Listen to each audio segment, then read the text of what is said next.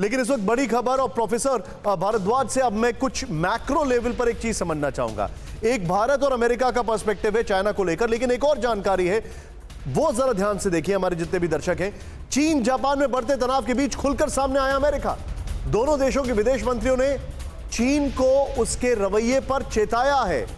Japan के विदेश मंत्री योशिमासा हयाशी ने दी जानकारी। जापानी विदेश मंत्री की एंटनी ब्लिंकन से फोन पर हुई है बातचीत। एंटनी ब्लिंकन ने कहा कि हम जापान के साथ मजबूती से खड़े हैं, सीधे इधर आइए। और इस बीच में आपको एक और जानकारी दे दूं, हाल ही में अमेरिका ने जापान को अपने कई F सीरीज के एयरक्राफ्ट बेचे हैं, जिसको लेकर चीन बहुत परेशान है। यहां पर चीन के खिलाफ अमेरिका जापान साथ। अमेरिका ने कहा सेकाकू द्वीप को लेकर यूएस जापान समझौते के हिसाब से करेंगे कार्रवाई। इससे हमें क्या फर्क पड़ता है, इस पर मैं आने वाला हूं। नेक्स्ट, यूएस जापान समझौते में दुश्मन के हमले के खिलाफ एकजुट होकर कार्रवाई की बात। नेक्स्ट, सेकाकू समेत कुछ द्वीपों को लेकर है चीन और जापान के बीच में विवाद। अमेरिकी विदेश मंत्री ब्लिंकन ने कहा ताइवान स्ट्रेट में शांति और सुरक्षा बेहद जरूरी है। दोनों विदेश मंत्रियों ने पूर्वी और साउथ चाइना सी में चीन की एक तरफा कार्रवाई का विरोध किया है। मैं चाहूंगा ये ग्राफिक्स और शॉट्स के साथ सीधे आए यहां पर। प्रोफेसर भारद्वाज, मेरा सवाल आपसे एक है, अभी जो हम देख रहे हैं सीधे तौर पर, नंबर 1, चाइना पूरे एलएसी में उत्पात मचा रहा है। चाइना अफगानिस्तान में उत्पात ही नहीं मचा रहा है, अपनी स्टेक्स ले चुका है और सिर्फ पीनट्स, मूंगफलियों की तरह $31 मिलियन दिए हैं वहां पर अभी तक, जिसको लेकर तालिबान बड़े खुश हो रहे हैं, और वो भी पहुंचा नहीं है पूरा। चाइना अभी इस वक्त जापान के बीच में हस्तक्षेप कर रहा है, ताइवान से पंगे ले रहा है। मैं ये जानना चाहता हूं कि जो अमेरिका बाइडेन के लीडरशिप में एक वीक इमेज लेकर आगे बढ़ रहा है, वो चाइना से कैसे लोहा लेगा? देखिए, मैं पहली बात पुष्पेश सर की बात को आगे बढ़ाता हूं और भारत के संदर्भ में देखना चाहता हूं। जो हम बात शुरुआत किया था कि देखिए, भारत को 3 तरीके से सुरक्षा का खतरा है। पहला जो आतंकवाद की बात करते हैं, दूसरा जो बढ़ते हुए जो कट्टरपंथ है जिसको कहेंगे फंडामेंटलिज्म है, और तीसरा इंसर्जेंसी। ये तीनों ही बातों को देखते हैं तो आप देखते हैं कि चाइना तीनों मुद्दों पर, तीनों इश्यूज पर कहीं ना कहीं डायरेक्ट प्रत्यक्ष रूप से या अप्रत्यक्ष रूप से इन्वॉल्व है। आप टेररिज्म की बात करते हैं तो चाइना ये बखूबी जानता है कि पाकिस्तान एक लो इंटेंसिटी वॉर एक करता है और टेररिज्म को बढ़ाता है, और चाइना पाकिस्तान के साथ में जुड़ा हुआ है।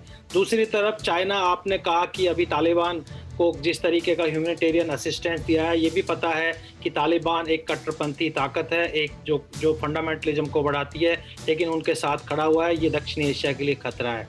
तीसरा, अभी हमने मणिपुर की बात की, इंसर्जेंसी की। ये बात आज से नहीं, 1990 के दशक से और उससे पहले भी हमने देखा है कि किस तरीके से चाइना जो इंसर्जेंट ग्रुप्स हैं नॉर्थ ईस्ट में, उनको पनाह देता है, प्रमोट करता है। ये तो रही भारत के संदर्भ में। दूसरा, अगर हम एक्स्ट्रा रीजनल पावर्स की बात कहते हैं, उसमें खासकर हम दो ताकतों को हम साथ में लाते हैं।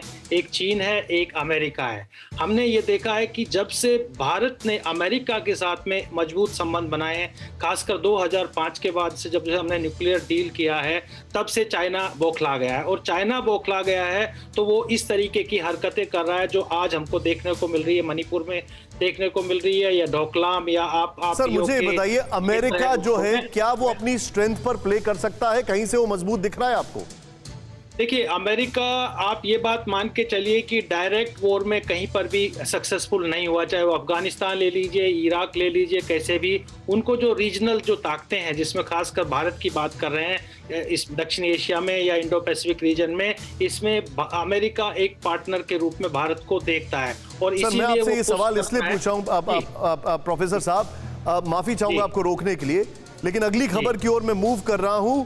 अमेरिका हर जगह एक पुशओवर दिख रहा है, और इसका सबसे बड़ा प्रूफ यह दिख रहा है कि रूस और यूक्रेन के बीच में जंग के हालात और ज्यादा बन गए। अड़ी सोमवार से शुक्रवार शाम 6 बजे सिर्फ TV9 भारतवर्ष पर। देश बनता है अपने नागरिकों से, ऐसे नागरिक जो अधिकार के साथ कर्तव्य पर भी ध्यान दें, जो सच्चाई का आदर करें लेकिन असत्य से लड़ना भी सीखें, जो सिर्फ जानकार न बने बल्कि जागरूक भी रहे। इस काम में TV9 डिजिटल है आपका मददगार लगातार, ताकि आप भीड़ का हिस्सा न बने बल्कि राह दिखाएं भीड़ को। देखते रहिए TV9 डिजिटल।